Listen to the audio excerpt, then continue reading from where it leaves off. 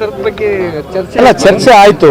ಅದಕ್ಕೆ ಇವತ್ತು ಸನ್ಮಾನ್ಯ ಮುಖ್ಯಮಂತ್ರಿ ಅವರೆಲ್ಲ ಮೀಟಿಂಗ್ ಪ್ರೋಗ್ರೆಸ್ ಚಾಲೂ ಇರಬೇಕು. ಆಲ್ರೆಡಿ ಎಲ್ಲ ಸಚಿವರುಗಳು, ಸಂಬಂಧಪಟ್ಟ ಸಚಿವರುಗಳು ಹಾಗೂ ಮಾಲೀಕರನ್ನು ಕೂಡ ಕರೆಸಿದ್ದಾರೆ. ಸೊ ವೇಟ್ ಮಾಡೋಣ, ವಿಲ್ ವೇಟ್.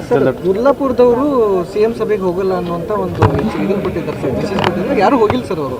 ಗುರ್ಲಾಪುರ ಪ್ರತಿಭಟನೆ ಮಾಡ್ತಾ ಇರೋದು ಅಷ್ಟಿಲ್ಲಿ. ಇವತ್ತು ರಾಷ್ಟ್ರೀಯ ಹೆದ್ದಾರಿ ಬಂದ್ ಮಾಡಿರ್ತಾರೆ ಸರ್ ಎಲ್ಲ ಕಡೆ. ಅವ್ರಿಗೆ ಬಿಟ್ಟಿರ್ತಕ್ಕಂಥ, ಈಗ ಮುಖ್ಯಮಂತ್ರಿಗಳು ಕರೆದ ಮೇಲೆ ಕೂಡ ಬಂದಿಲ್ಲ ಅಂತಂದ್ರೆ ಅವ್ರಿಗೆ ಬಿಟ್ಟಿರ್ತಕ್ಕಂಥ, ಅವಿವೇಚನೆಗೆ ಬಿಟ್ಟಿರ್ತಕ್ಕಂಥ, ನಾನೇನು ಮಾತಾಡೋಕ್ಕಾಗತ್ತೆ. ಭರವಸೆ ಕೊಟ್ಟಷ್ಟು ಈ ಬೇಡಿಕೆ ಈಡೇರಿಸಕ್ಕೆ ಆಗ್ತಿಲ್ಲ. ಇವ್ರು ಕೊಟ್ಟಿದ್ದು 3500 ರೂಪಾಯಿ, ಕಡಿಮೆ ಅಂದ್ರೆ ಒಂದು 200 ರೂಪಾಯಿ ಕಡಿಮೆ ಮಾಡ್ರಿ ನಡೆಯುತ್ತೆ ಅಂತಾರ. ಸರ್ಕಾರಕ್ಕೆ ಮನಿತಾ ಇಲ್ಲ, ಮಾಲೀಕರು ಮನಿತಾ ಇಲ್ಲ ಅಂತ ಅವ್ರದ್ದು ರೈತರು ಕೇಳ್ತಕ್ಕಂಥ ಪಟ್ಟು ಸರಿ ಇದೆ. I am not against them. ಅವ್ರದ್ದು ರೈಟ್ ಇದೆ, they have got every right to speak about it. But ಈಗ ಮಾನ್ಯ ಮುಖ್ಯಮಂತ್ರಿ ಸಮಾಲೋಚನೆ ಮಾಡ್ತಾ ಇದ್ದಾರೆ. ಸ್ವಲ್ಪ ಕಾದು ನೋಡೋಣ ಏನಾಗುತ್ತೆ ಅಂತ ಕಾದು ನೋಡೋಣ. ಸರಿ, ಲಾ ಯೂನಿವರ್ಸಿಟಿಗೆ ಸಂಬಂಧಪಟ್ಟಂಗೆ 100 ಕೋಟಿ ರೂಪಾಯಿಗೆ ಪ್ರಸ್ತಾವನೆ ಸಲ್ಲಿಸಿದ್ದಾರೆ ಸರ್ ಲಾಸ್ಟ್ ಇಯರ್ ಅವರು, ಲಿಸಿ ಅವರು.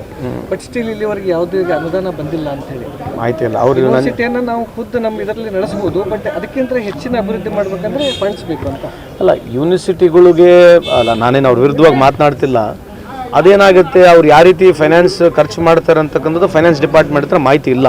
ಬಿಟ್ವೀನ್ ಮೀ ಆ್ಯಂಡ್ ಯು ಅದು ನಾವು 2-3 ಸಲ ಸಂಧಾನ ಮಾಡಿದಾಗ ಈ ಥರದ ಮಾತುಗಳನ್ನ ಅಲ್ಲಿ ಕೇಳಿ ಬಂದಿದೆ. ಇವರೇ ನಡೆಸಬೇಕು, ಸುಮೋಟಾಗಿ ನಡೆಸಬೇಕಂತಕ್ಕಂಥದ್ದು. ಸೊ ಹಂಗಾಗಿ ಭಾಳಷ್ಟು ಸರಿ ನಾವು ಮೀಟಿಂಗ್ ಮಾಡಿದಾಗ ಈ ಥರದ್ದು ಅಭಿಪ್ರಾಯಗಳು ಬಂದಿರತಕ್ಕಂಥದ್ದಿದೆ. ಬಟ್ ಸಂಬಂಧಪಟ್ಟಿರೋ ಸಚಿವರಿದ್ದಾರೆ, ಅವ್ರ ಹತ್ರ ಹೋಗಿ ಕಾಣಬೇಕು. ಅಥವಾ ನಮಗೇನು ಮಾಹಿತಿ ಹೇಳಿಲ್ಲ ಅವರು. ದ ಪ್ಲ್ಯಾನ್ ಬಗ್ಗೆ ನನಗೇನು ಮಾಹಿತಿ ಹೇಳಿಲ್ಲ. ಸೊ ಅದಕ್ಕೆ ನನಗೇನು ಗುರುತಿಲ್ಲ.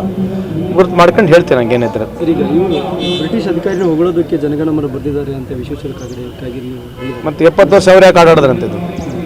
ಜನಗಣಮನ ಯಾಕೆ ಆಡೋದಂತ ಅದ್ರ ಮೀನಿಂಗ್ ಗೊತ್ತಿದೆ. ಜನಗಣಮನ ಅಂದರೆ ಕೇಳಿ ನೋಡಿ, ಅವ್ರು ಜನಗಣಮನ ಅಂದರೆ ಏನನ್ನ ಗೀತಿ ಅವ್ರಿಗೆ ಏನೇನು ಮೀನಿಂಗ್ ಇದೆ. ನೀವೇ ಗೂಗಲ್ ಸರ್ಚ್ ಮಾಡಿ ನೋಡ್ಬಿಡ್ರಿ ಮೀನಿಂಗ್ ಏನಿದೆ ಅದ್ರ. ಜನಗಣಮನ ಅಂದ್ರೆ ಏನು? ಅಧಿನಾಯಕ ಜಯ, ಭಾರತ ಭಾಗ್ಯ ವಿಧಾತ, ಪಂಜಾಬ್, ಸಿಂಧ್, ಗುಜರಾತ್, ಇದರ ಏನದು? ಇವೆಲ್ಲ ಏನಿವೆಲ್ಲ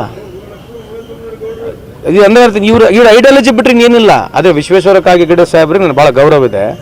ಇವ್ರು 60 ವರ್ಷದಿಂದ ಅದೇ ಸ್ಕೂಲಾಗಿ ಚಡ್ಡಿ ಹಾಕೊಂಡು ಹಾಡುಗಳು ಆಡೋದಲ್ಲ. ಅವಾಗ ಯಾಕೆ ಆಡ್ಬೇಕಾಗಿತ್ತು? ಇವಾಗ ಯಾಕೆ ಕೇಳ್ಬೇಕಂತೆ? ಇಷ್ಟು ವರ್ಷ ಬಿಟ್ಕೊಂಡು ಇವಾಗ ಯಾಕೆ ಕೇಳ್ಬೇಕಂತ? ಇವೆಲ್ಲ ಪಿಕ್ಚರ್ ನಡೀತೈತೆ ಇಂಥವೆಲ್ಲ ಹೇಳಿದ್ರೆ ಜಾಸ್ತಿ ಪಬ್ಲಿಸಿಟಿ ಸಿಗುತ್ತೆ ಅಂತ ಹೇಳೋದು ಬಿಟ್ಟರೆ ಬೇರೆ ಉದ್ದೇಶ ಏನಿದೆ? ಮತ್ತು ನೀವು ಯಾಕೆ ಆಡ್ಬೇಕಾಗಿತ್ತು ಅಂತ ಇಷ್ಟು ದಿವಸ ಯಾಕೆ ಆಡೋದು? ಆಡಬಾರ್ದಾಗಿತ್ತು, ಮೊದಲೇ ಬೈಕಾಟ್ ಮಾಡಬೇಕಾಗಿತ್ತು. ಈಗ ಯಾಕೆ ಕೇಳ್ಬೇಕಂತವಲ್ಲ? ಈಗ ಪಿಕ್ಚರ್ ನಡೆಯೋಕತ್ತದ ಅಷ್ಟೇ. ಪಿಕ್ಚರ್ ನೋಡಿದಾಗ ಎಲ್ಲ ಹೇಳ್ಬಿಡೋದು, ಪಿಕ್ಚರ್ ನಿಂತ್ಕೊಂಡೆ ಎಲ್ಲ ಸುಮ್ಮನೆ ಇದ್ಬಿಡೋದು. ಇಷ್ಟೇ ಥರದಿತ್ತು ರೀ. ಇದರಿಂದ ಏನು ಒಂದು ಪುಡ್ಸೆ ಕಾಳು ದೇಶಕ್ಕೆ ಉದ್ಧಾರ ಆಗೋದಿಲ್ಲ. ಇಂಥ ಮಾತಾಡಿದ್ರೆ ಏನು ಅನುಕೂಲ ಆಗೋದಿಲ್ಲ. ಅವ್ರಿಗೆ ವೈಯಕ್ತಿಕ ಅನುಕೂಲ ಇವೆಲ್ಲ ಏನಂತಂದ್ರೆ ಏನು ಪ್ರಶ್ನೆಗಳು ಕೇಳಬಾರ್ದು, ದೇಶದ ಪ್ರಶ್ನೆಗಳು ಕೇಳಬಾರ್ದು. ಬರೀ ಇದೇ ಇರ್ಬೇಕು. ಬೆಳಗ್ಗೆಯಿಂದ ಸಾಯಂಕಾಲವರೆಗೆ ಪ್ರತಿಯೊಬ್ಬ BJPಯ ಲೀಡರ್ ಬಾಯಲ್ಲಿ, ಇಡೀ ಭಾರತ ದೇಶ ಜಮ್ಮು ಕಾಶ್ಮೀರದ ಕನ್ಯಾಕುಮಾರಿವರೆಗೆ BJPಯ ಲೀಡರ್ ಬಾಯಿಗಳಲ್ಲಿ ಏನನ್ನ ಒಂದನ ಪ್ರೋಗ್ರೆಸಿವ್ ಮಾತಾಡ್ತಾರೆ. ಒಂದನ ನಾಚಿಕೆ ಮಾನ ಮರ್ಯಾದೆನ ಇದೆ ಅವರಿಗೆ. ಪ್ರಧಾನಮಂತ್ರಿಗಳು ಕೂಡ ಬಿಹಾರ್ಗೆ ಹೋದ್ರೆ ಅದನ್ನೇ ಮಾತಾಡ್ತಾರೆ, ಪ್ರತಿಯೊಬ್ಬರು ಸಚಿವರು ಹೋದ್ರೆ ಅದನ್ನೇ ಮಾತನಾಡ್ತಾರೆ. ಬೇರೆ ಉಳಿದಿಲ್ಲ ಇವ್ರ ತಲೆಗೆ ಏನು ಉಳಿದಿಲ್ಲ. ಕೇಳಿ ನೋಡ್ರಿ ಅವರಿಗೆ.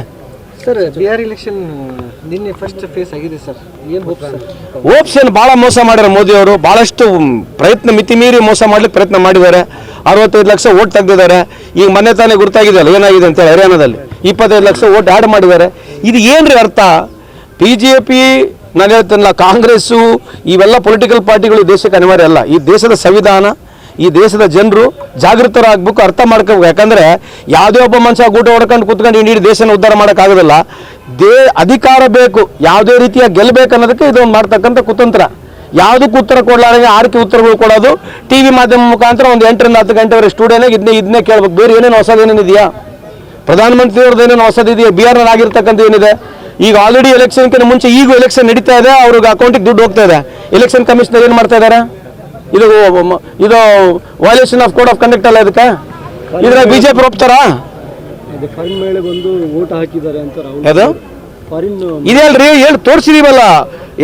ಎರಡು ಬೂತ್ ನಲ್ಲಿ ಇರ್ತಕ್ಕಂಥ ಒಬ್ಬ ಹೆಣ್ಮಗಳು ಬಂದು 225 ಬೂತ್ ಓಟ್ ಹಾಕಿರ್ತಕ್ಕಂಥ ಮಾಹಿತಿನೇ ಕೊಟ್ಟಿದೀವಲ್ಲ. ಡೆಲ್ಲಿಯಲ್ಲಿ ಮೊನ್ನೆ ಎಲೆಕ್ಷನ್ ನಲ್ಲಿ ಓಟ್ ಹಾಕಿದವರು ಇವಾಗ ಬಿಹಾರದಲ್ಲಿ ಬಂದು ಎಲೆಕ್ಷನ್ ನಲ್ಲಿ ಓಟ್ ಹಾಕ್ತಾರ. ಅದೇ ಕಾಮನ್ ಅಲ್ಲ ಅವ್ರಿಗಿರೋದು.